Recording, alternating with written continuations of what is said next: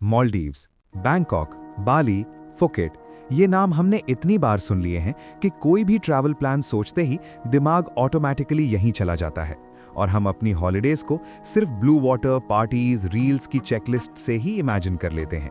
और हाँ, अनडाउटेडली ये जगह बहुत ब्यूटीफुल भी हैं, बट जरा सोचो, क्या आपने कभी किसी ऐसी सिटी के बारे में सुना है जहां अर्ली मॉर्निंग सड़कों पर साइलेंस के साथ मॉन्क्स वॉक करते हैं, या फिर एक आइलैंड जहां मोस्टली सिर्फ साइकिल्स और बेयरफुट वॉक्स होती हैं? नहीं ना? तो बस आज का वीडियो आपकी 2026 की ट्रिप्स को एक्स्ट्रा ऑर्डिनरी और यूनिक बनाने का है, क्योंकि आज हम कोई normal best places to visit वाली लिस्ट शेयर नहीं करने वाले। आज हम बात करने वाले हैं साउथ ईस्ट एशिया के कुछ ऐसे डेस्टिनेशंस जो इंस्टाग्राम ट्रेंड्स पे तो नहीं, बट एक्सपीरियंस डेफिनेटली फेमस हैं, जहां जाकर आप सिर्फ घूमोगे नहीं बल्कि जेन्युइनली अलग फील करोगे। तो शुरुआत करते हैं लुआंग प्रबांग, लाओस से, एक छोटा सा शहर जो मीकोंग और नामखान रिवर्स के बीच बसा हुआ है। यहाँ सबसे पहले जो नोटिस होता है वो है यहाँ लाइफ का स्लो हो जाना। सुबह सुबह सैफरन रोब्स पहने मॉन्क्स की आलम सेरेमनी होती है जो बिल्कुल साइलेंट होती है, और अगर आप रिस्पेक्टफुली ऑब्जर्व करो तो ये एक्सपीरियंस काफी ग्राउंडिंग होता है। साथ में आप विजिट कर सकते हो ब्यूटीफुल बुद्धिस्ट टेम्पल्स जैसे वाट शिएंगथोंग, जो लाओ आर्किटेक्चर का एक क्लासिक एग्जाम्पल है।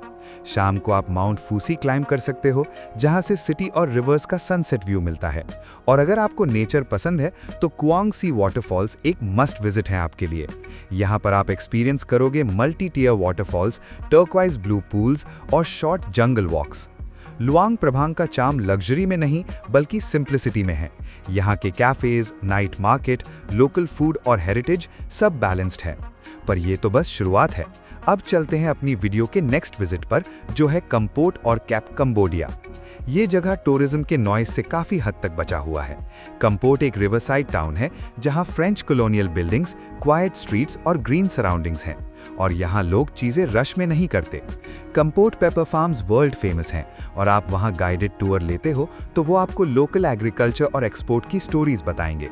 आपको अगर सनसेट पसंद है तो रिवर का सनसेट क्रूज काफी पॉपुलर है, और अगर आप थोड़ा बाहर निकलो तो बोकर नेशनल पार्क मिलता है जहां माउंटेन्स, ओल्ड कॉलोनियल रुइंस और मिस्टी व्यूज हैं। कंपोट से थोड़ा आगे कैप है, जो एक कोस्टल टाउन है। यहाँ की क्रैब मार्केट काफी फेमस है। ये एरिया उन ट्रैवलर्स के लिए बेस्ट है जो कंबोडिया का एक काम, ऑथेंटिक साइट देखना चाहते हैं। एंड अब इस वीडियो को थोड़ा एडवेंचरस करते हैं। फोंग ना, वियतनाम। ये सेंट्रल वियतनाम का एक स्मॉल टाउन है, लेकिन नेचर के मामले में काफी पावरफुल है। ये एरिया फोंग ना के बैंग नेशनल पार्क का पार्ट है, जो यूनेस्को वर्ल्ड हेरिटेज साइट है।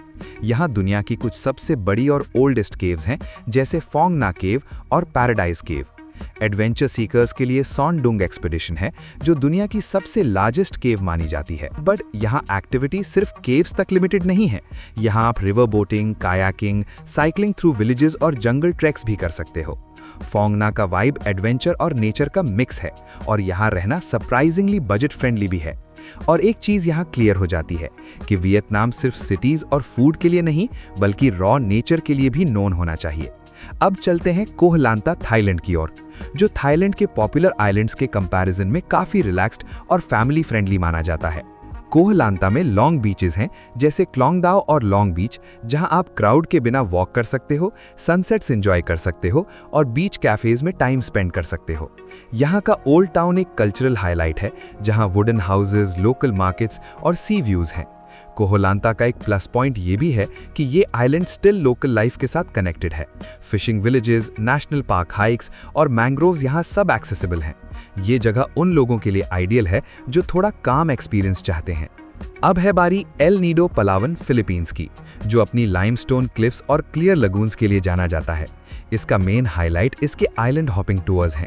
Big lagoon, small lagoon, secret beach और हिडन कोव्स, जहां पानी इतना क्लियर होता है कि स्नॉर्कलिंग बिना एफर्ट के हो जाता है। यहाँ बीचेस अलग अलग टाइप के हैं, कुछ एक्सेसिबल हैं, कुछ थोड़े रिमोट, और अगर आप टाउन से थोड़ा दूर रहो तो ज्यादा पीसफुल स्टे मिल सकता है। यहाँ आइलैंड हॉपिंग के अलावा कायाकिंग काफी पॉपुलर है, स्पेशली लगून्स के अंदर, जहाँ काम वाटर और नैरो लाइमस्टोन वॉल्स के बीच ग्लाइड करना काफी रिलैक्सिंग होता है।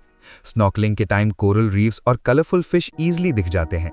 बिगिनर्स के लिए भी ये काफ़ी कंफर्टेबल एक्सपीरियंस होता है। टाउन एरिया में कैफ़ेज, लोकल रेस्टोरेंट्स और सनसेट पॉइंट्स मिल जाते हैं, जबकि नैकपैन जैसे बीचेस थोड़ा ओपन और लेस क्राउडेड फील देते हैं। ओवरऑल एल नीडो उन लोगों के लिए परफेक्ट है जो बीच डेस्टिनेशन में सिर्फ रिलैक्स ही नहीं, इनफैक्ट थोड़ा एक्सप्लोर भी करना चाहते हैं। नेक्स्ट इज बगान म्यांमार, जो कंप्लीटली डिफरेंट एक्सपीरियंस देता है। बगान एक वास्ट आर्कियोलॉजिकल जोन है जहां 2000 से ज्यादा एंशिएंट टेम्पल्स और पगोडाज हैं।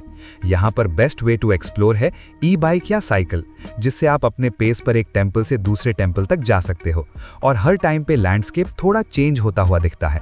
यहाँ का signature experience hot air balloon rides हैं, जो अर्ली मॉर्निंग में होते हैं जब पूरा एरिया सॉफ्ट गोल्डन लाइट में कवर हो जाता है। लेकिन अगर बलून राइड पॉसिबल ना हो तो भी सनराइज और सनसेट व्यू पॉइंट से टेम्पल्स का व्यू इक्वली इंप्रेसिव होता है। यहाँ आप टेम्पल्स के बीच चल सकते हो, लोकल विलेजेस देख सकते हो और हिस्ट्री को क्वाइटली ऑब्जर्व कर सकते हो। यहाँ छोटी मोनास्ट्रीज, मॉन्क्स की डेली रूटीन और ओपन प्लेन्स का साइलेंस मिलकर एक काम एटमॉस्फेयर बना देते हैं। बगान आपको स्लो ऑब्जर्वेशन सिखाता है, क्योंकि यहाँ रश का कोई पॉइंट ही नहीं है। और अब हम हैं इस वीडियो जर्नी के लास्ट स्टॉप पर। लेकिन लास्ट स्टॉप रिवील करने से पहले जल्दी से हमारे चैनल को सब्सक्राइब और वीडियो को लाइक कर दो, जल्दी जल्दी। और लास्ट स्टॉप है गिली आयर, इंडोनेशिया। ये बाली और लोम्बक के पास एक छोटा सा आइलैंड है। यहाँ का सबसे बड़ा हाईलाइट ये है कि यहाँ सिर्फ साइकिल्स, वॉकिंग या हाउस कार्ट का यूज होता है, नो व्हीकल्स। ये आइलैंड का साइज छोटा है लेकिन एक्सपीरियंसेस बैलेंस्ड है। स्नॉर्कलिंग स्पॉट्स डायरेक्टली बीच से एक्सेसिबल हैं। स्कूबा डाइविंग स्कूल्स काफ़ी पॉपुलर हैं। और अगर आप बस रिलैक्स होना चाहते हो तो यहाँ पर कैफेज, योगा क्लासेस और बीच सनसेट्स काफ़ी सूदिंग हैं। गीली आयर गीली त्रावंगान के कंपैरिजन में ज़्यादा क्वाइट है और कपल्स या स्लो ट्रैवलर्स के लिए बेटर माना जाता है। एंड ये आइलैंड एक सिंपल थॉट के साथ जर्नी एंड करता है, एंड दैट इज़ कि ट्रैवल का मतलब हमेशा पैक्ड एटिनरी नहीं होता। कभी कभी कम जगह देखकर ज़्यादा मज़ा आता है। और ये सारी 7 डेस्टिनेशंस मिलकर एक complete South East Asia picture बनाती हैं। So that's it for today's video. We hope हमारी इस वीडियो ने आपकी 2026 की ट्रिप डेस्टिनेशन की चॉइस में हेल्प की होगी। ऐसे ही और हिस्ट्री और ट्रैवल रिलेटेड वीडियोस के लिए हमारे चैनल को सब्सक्राइब याद से कर लेना और कमेंट में बताओ आप 2026 की ट्रिप में कहाँ जा रहे हो। Thank you for watching.